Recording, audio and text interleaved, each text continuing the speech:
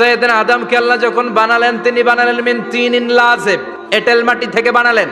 এঁটেল মাটি জমিন থেকে নিয়ে আল্লাহ রেখে দিলেন 40 বছর। আর আকাশকে বললেন, ও আকাশ, এই মাটির উপরে 40 বছর তুমি বৃষ্টি দাও। 40 বছর এঁটেল মাটির উপরে বৃষ্টি জমতে জমতে এটা হয়ে গেল হামাইম মাসনুন, কাদামাটি। কাদামাটি থেকে গেল 40 বছর।